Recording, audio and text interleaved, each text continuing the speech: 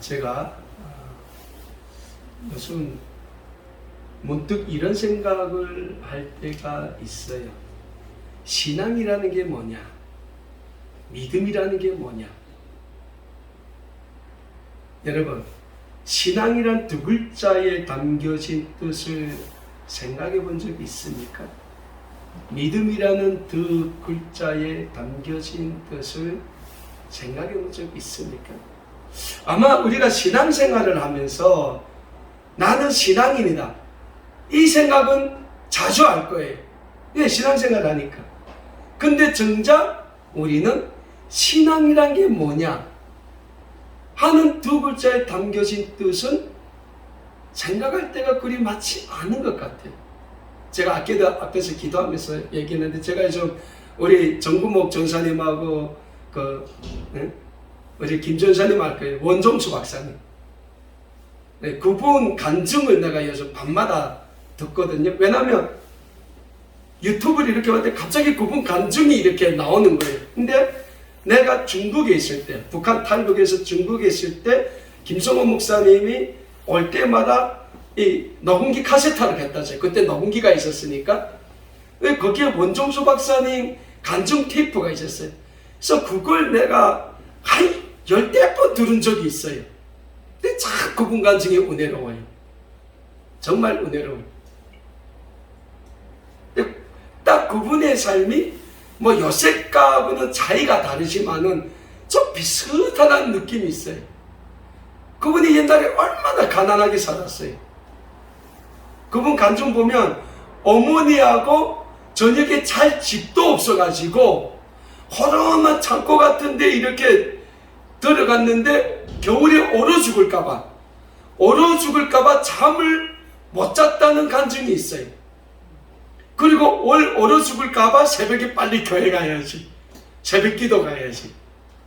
그래서 밤새 얼어 안 죽으려고 뜬 눈으로 새기다가 새벽에 새벽 기도 갔다는 얘기가 있어요. 근데 그게 그분의 삶만 아니더라고요. 옛날 6.25 전쟁 끝나고 대한민국 보릿고개 넘을 때 많은 분들이 그런 삶을 살았더라고요. 우리가 지금 구약성경 창세기를 가지고 하나님의 말씀을 배우고 있는데, 우리가 지금 요셉의 삶을 가지고 지금 배우고 있습니다. 우리가 많이 배워서 이제는 알겠지만 요셉의 삶이 어떤 삶입니까? 정말 17살까지 아버지와 어머니의 정성 어린 사랑을 받았던 요셉이에요. 그래서 아버지 야곱은 요셉이 너무 사랑스러워서 채색옷을 지었거든요. 옛날 같으면 이 애들한테 우리 조선시대 저고리입니까?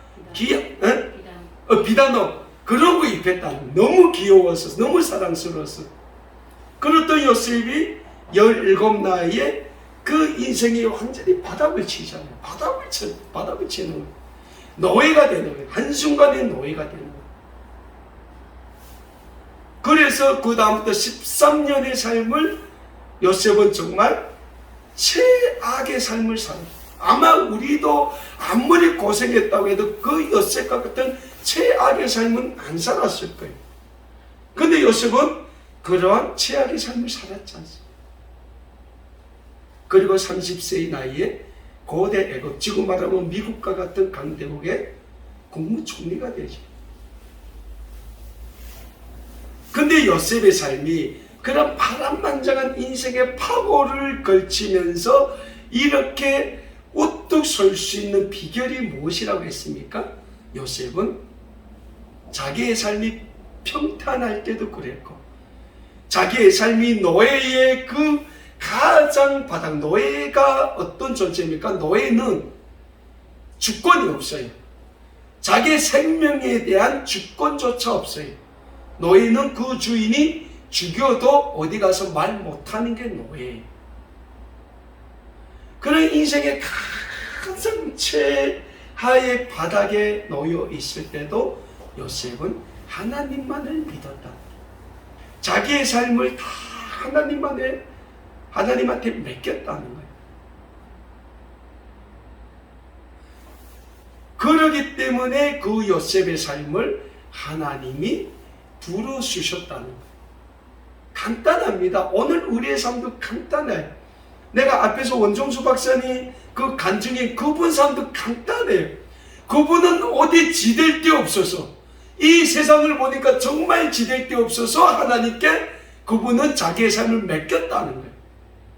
왜? 그러면 나는 굶어 죽어도 천국에는 갈 수 있지 않을까?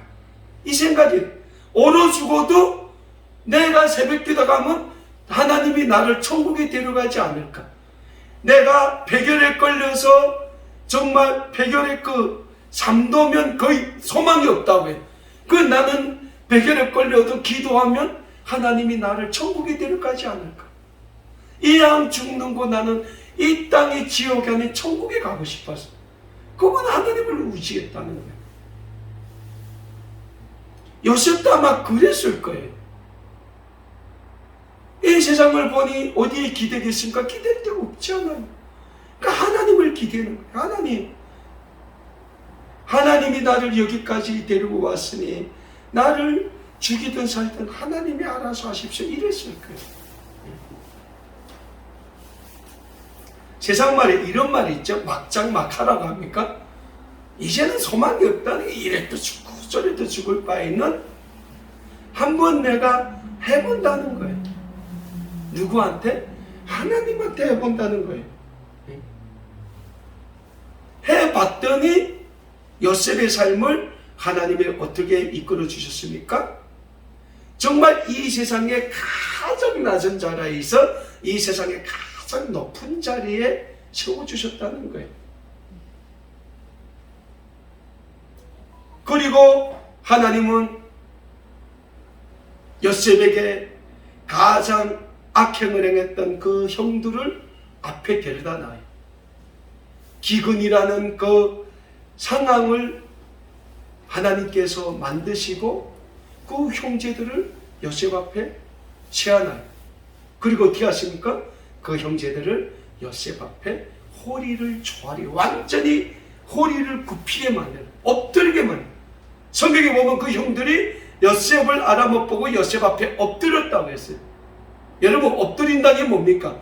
완전히 엎드렸다는 거예요.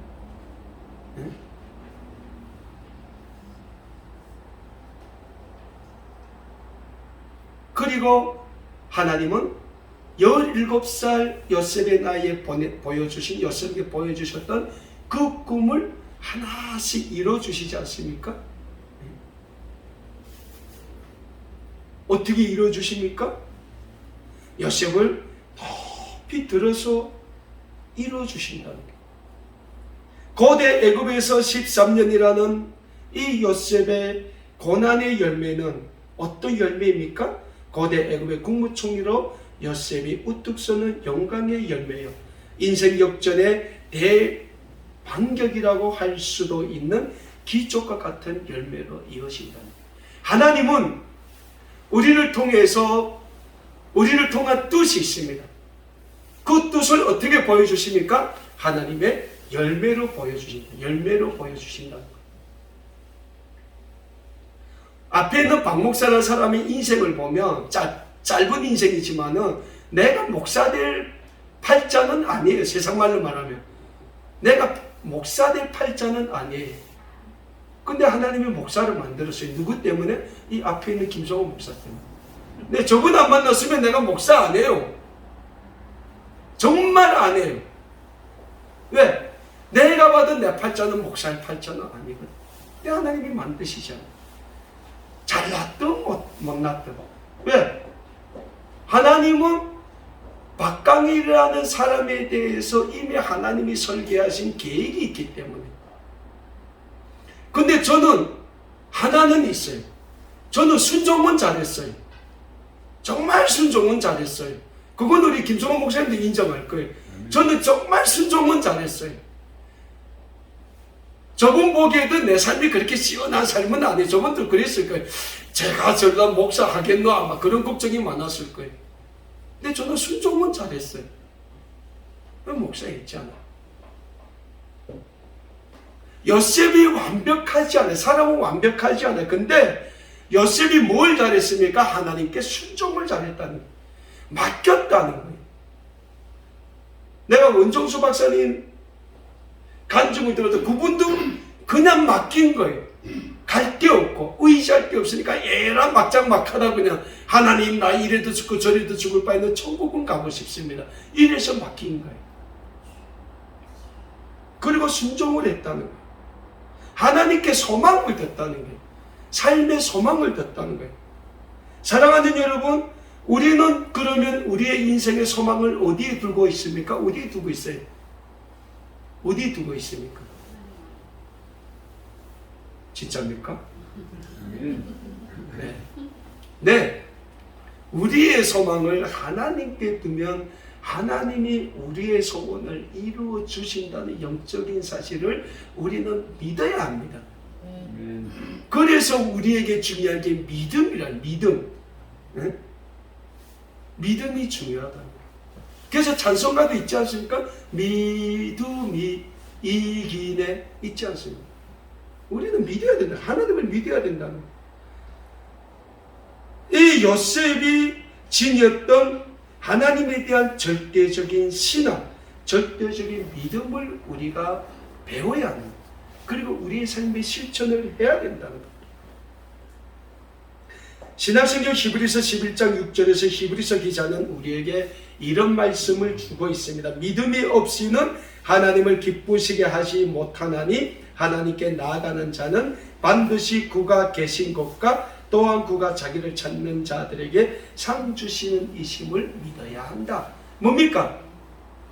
첫째는 하나님을 믿으라는 거예요. 그리고 믿음으로 하나님께 나아가면 하나님이 어떻게 하신다고 했어요? 자기를 찾는 자들에게 상을 주신다고 했어요. 상을 주신다는, 이 세상이 주는 상이 아니고 하나님이 주신 상을 주신다는 거예요. 사랑하는 여러분, 우리는 하나님이 죄인된 우리를 예수 그리스도의 십자가의 구속의 은혜로 구원해 주시고 우리를 하나님의 거룩한 구원의 자녀로 삼아주신 하나님의 백성이라는 거예요.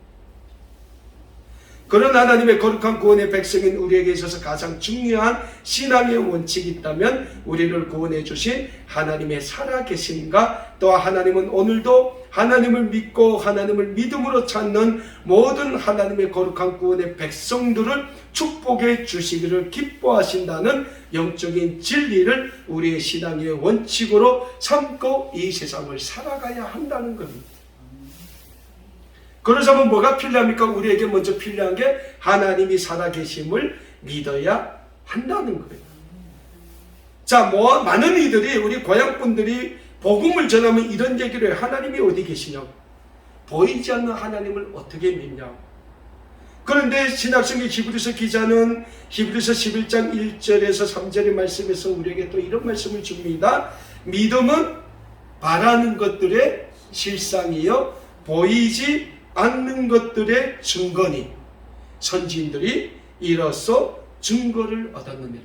그리고 뭐라고 말합니까? 믿음으로 모든 세계가 하나님의 말씀으로 지어준 줄을 우리가 아나니 보이는 것은 나타난 것으로 말미암아 된 것이 아니다. 중국에 있을 때 우리 김성호 목사님 만나 기도하면 뭐라고 했는지 압니까? 보이지는 않지만 만져지지는 않지만 오늘도 살아 역사하시는 하나님, 아마 본인이 더 잘할 거예요. 만날 이러고 있는 거예요. 그러면 나는 이렇게 눈 감고 뭐 보이지 않, 뭐 보이지 않냐, 근데 뭐 어쨌다고. 저번에 만날 기도하면서도요 그랬어요. 여러분, 믿음은 하나입니다. 구약성경 창세기 1장 1절이 믿어지면 그게 믿음이에요. 네? 그게 믿어지면 그게 믿음이에요. 태초에 하나님이 천지를 창조하시는, 믿어집니까? 네. 그거 믿으면 진짜 그게 믿으면 그게 믿음이라니까. 뭡니까? 안 보이는 거잖아요. 태초에 하나님이 천지를 창조했는지 안 했는지 우리 봤습니까? 못 봤어요. 근데 히브리서 기자는 뭐라고 말씀합니까? 선지인들이 이로써 증거를 얻었다는 거예요. 아브라함은 하나님께서 약속의 땅으로 나가라 할 때 그 땅이 어딘지 몰랐는데 믿음으로 나갔다고 했어요. 믿음으로. 믿음으로 나갔다고 했어요. 요셉이 어려우나 슬프나 자기의 삶이 괴로울 때든 요셉은 뭐 했어요? 하나님을 믿었다는 거예요. 그래서 보디발의 아내가 자기를 유혹할 때 요셉이 뭐라고 했습니까? 내가 어찌 하나님께 이 악을 행하겠습니까? 하나님을 믿었기 때문에 그 고백이 나왔다는 거예요. 요셉은 그 보디발의 아내와 하룻밤 동침하면 그 삶이 더 편해질 수도 있었어요. 근데 안 했어요. 왜? 누구 때문에? 하나님 때문에. 하나님을 믿었기 때문에. 우리는 오늘도 눈에는 보이지 않지만 우리가 만질 수 없는 하나님이시지만 지금도 살아서 역사하시는 하나님, 오늘도 우리의 삶을 설계하시고 하나님만의 거룩한 계획 아래 인도하고 계시는 하나님이심을 믿어야 합니다.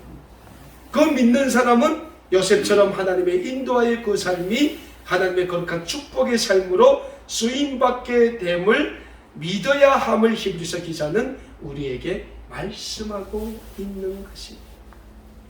그리고 요셉과 같은 성경의 수많은 신앙의 선진들과 믿음의 선진들이 그런 삶을 살았음을 우리에게 증거하고 있다고 히브리서 기자는 오늘 우리에게 고백하고 있는 거예요. 자, 그렇다면 하나님만을 온전히 믿고 신뢰함으로 하나님에 대한 신행일치의 삶을 살아가는 사람들에게 주어지는 하나님의 상급은 어떤 상급입니까? 오늘 본문 말씀에 나오는 요셉의 경우는 고대 강대국인 애굽을 가졌다는 거예요. 애굽을 가졌다는 거예요. 주 요셉은 하나님의 은혜로 고대 애굽의 실질적인 통치자가 된 것입니다. 오늘 많은 사람들이 이 세상을 살아가면서 보이지 않는 것보다는 보이는 것에 집착을 해요. 저도 그래요. 왜? 보이는 거는 실질적으로 나한테 보이지 않아요.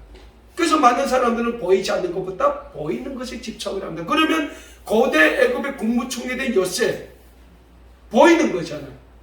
하나님이 그 요셉의 13년간의 그 고난과 시험 가운데서 요셉이 이겼기 때문에 고대 애굽의 국무총리를 세워주셨잖아요. 그게 요셉에 대한 하나님의 선물이라는 게, 상이라는 거죠. 사랑하는 여러분, 창세기 41장 보면 고대 애굽의 황제인 바로가 요셉을 국무총리로 세우면서 뭐라고 합니까? 내가 네보다 높은 거는 황제의 보좌뿐이라고 했어요. 그리고 또 뭐라고 했습니까?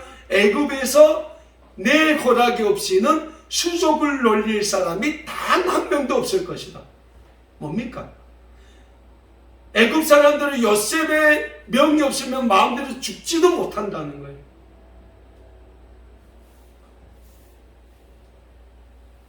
오늘 본문 말씀에서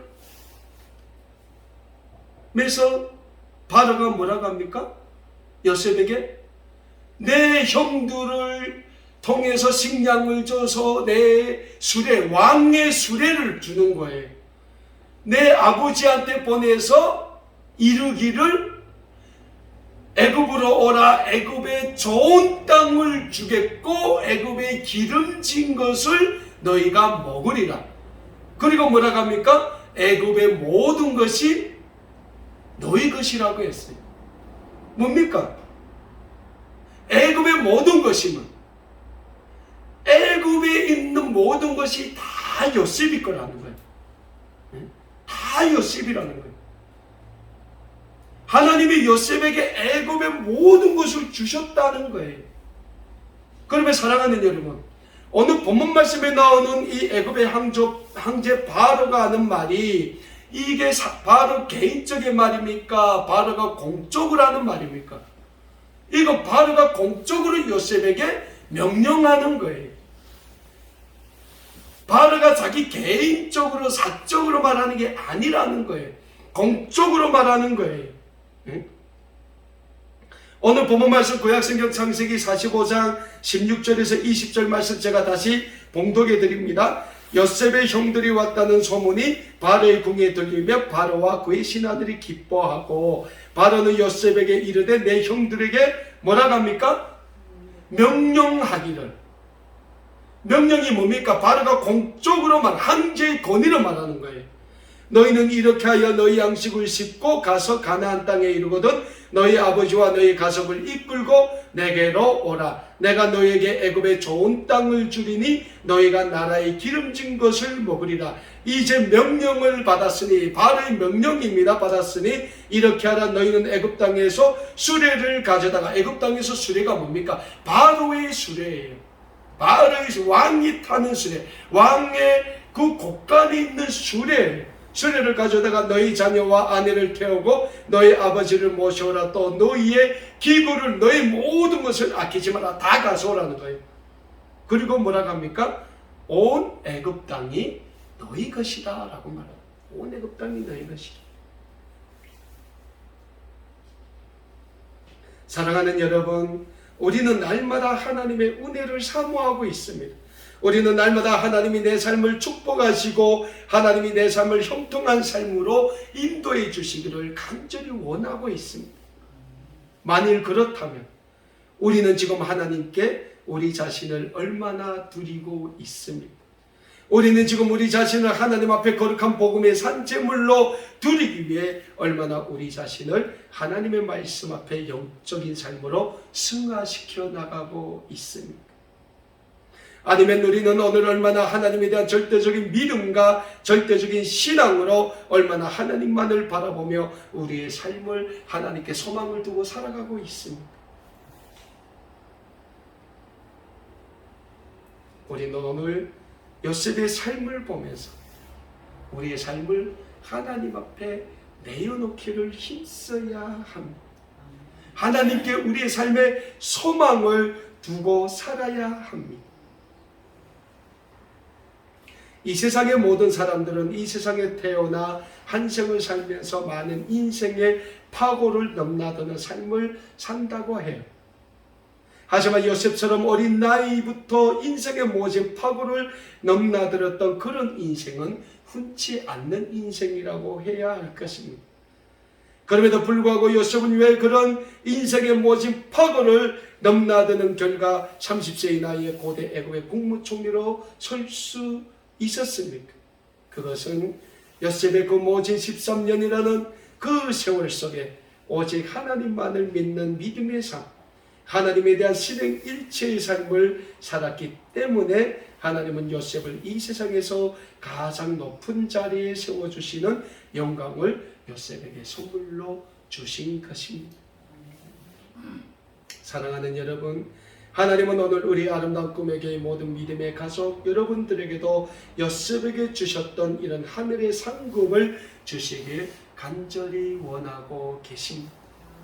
다만 우리가 해야 할 의무와 사명감이 있습니다. 그 의무와 사명감은 우리의 모든 삶을 하나님의 거룩한 구원의 복음을 위한 산제물로 하나님께 드리는 거예요. 그럴 때 하나님은 요셉을 높이 들어 사용하신 것처럼 우리도 높이 들어 사용하시게 될 것입니다. 그래서 우리에게는 오직 하나님의 은혜만이 절대적으로 필요한 것입니다. 그러나 우리를 향하신 하나님의 은혜는 우리의 신앙적 노력과 우리의 믿음의 행위에 의한 하나님의 선물로 주어지느라는 영적인 사실 또한 우리는 잊지 말아야 합니다. 아마도 우리가 신약성경에서 요셉과 같은 인생의 파란만장한 삶을 살았던 인물로 둘 수 있다면 사도 바울을 둘 수 있을 거예요. 사도 바울이 어떤 사람입니까? 유대인 중에 유대인이에요. 사도 바울이 고백했잖아요. 나는 유대인 중에 유대인이라고. 유대의 모든 학문을 다 익힌 유대의 엘리트였다는 거예요. 그러니까 사도 바울은 그 출신이 유대인 중에서도 최고의 명문 가문에서 태어난 엘리트 출신의 유대인이었습니다. 그랬던 그가 예수 그리스도를 믿는 초대교회 성도들을 체포하기 위해 다메섹이라는 곳으로 가던 중 길가에서 예수 그리스도를 만나고 회심의 시간을 통하여 기독교를 핍박하는 자에서 예수 그리스도의 참된 제자로 변하게 됩니다. 그리고 이때부터 사도 바울은 최고의 영광의 위치에서 예수 그리스도에 인하여 핍박받는 가장 낮은 인생의 자리로 그 삶이 완전히 뒤바뀌게 됩니다. 사도 바울은 예수 그리스도의 복음을 위하여 자신의 모든 부귀영화와 명예를 버리고 오직 예수 그리스도의 복음을 위하여 자신의 모든 것을 다 버렸던 예수 그리스도의 사도였습니다. 사도 바울이 예수 그리스도를 위하여 얼마나 많은 매를 맞았고 강의 위험과 강도의 위험과 심지어 유대인들의 살인의 협박과 굶주림과 헐벗음을 당했는가에 대해서는 신약성경 고린도후서 11장 23절에서 27절의 말씀에서 나오는 사도 바울의 고백을 통해서 우리가 잘 알 수 있습니다. 그러나 그런 고난의 삶을 통해서 사도 바울은 자신이 자랑할 것은 오직 예수 그리스도의 십자가 복음밖에는 없다고 신약성경 갈라디아서 6장 14절에서 또한 고백하고 있습니다. 갈라디아서 6장 14절에서 사도 바울은 우리에게 이런 고백의 말씀을 주고 있습니다. 그러나 내게는 우리 주 예수 그리스도의 십자가 외에는 결코 자랑할 것이 없으니 그리스도로 말미암아 세상이 나를 대하여 십자가에 못 박히고 내가 또한 세상을 대하여 그리하니라 라고 사도 바울이 고백하고 있습니다. 세상은 날마다 사도 바울을 그리스도의 십자가에 못 박았다면 사도 바울은 세상을 대하여 자기 자신을 십자가에 못 박았다고 고백하고 있습니다.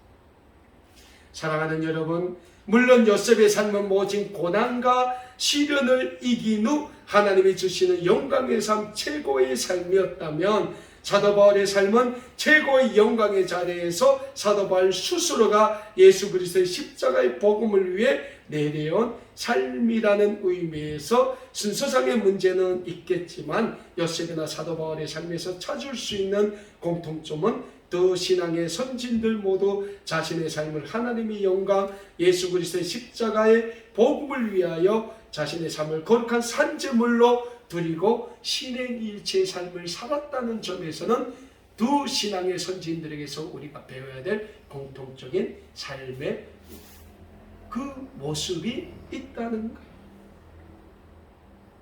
그리고 요셉과 사도 바울이 그러한 삶을 살았을 때 하나님은 그들을 높이 들어 복음의 영광을 위해 사용하셨음을 우리는 또한 잊지 말고자 합니다. 사랑하는 여러분, 오늘 요셉을 통하여 이스라엘을 구원하신 하나님, 사도 바울을 통하여 이 땅의 첫 선교의 문을 여신 하나님이 우리 아름다운 꿈의 교회를 통하여 북한 복음화의 문을 여시기를 간절히 원하고 계십니다. 그리고 우리 모두는 하나님의 거룩한 뜻에 쓰임받는 거룩한 북한 복음화의 미랄, 북한 복음화의 선구자들이 되어 우리를 통하여 하나님이 이루시게 될 북한 복음화의 크게 쓰임 받을 줄 믿습니다. 이 믿음과 이 사명을 지니고 오늘도 하나님께 쓰임받았던 요셉과 같이 하나님의 거룩한 구원의 영광, 북한 복음을 위한 거룩한 사역에 쓰임받는 우리 아름다운 꿈에게 모든 믿음의 가족 여러분들이 다 되실 수 있기를 우리 주님의 이름으로 간절히 소원합니다.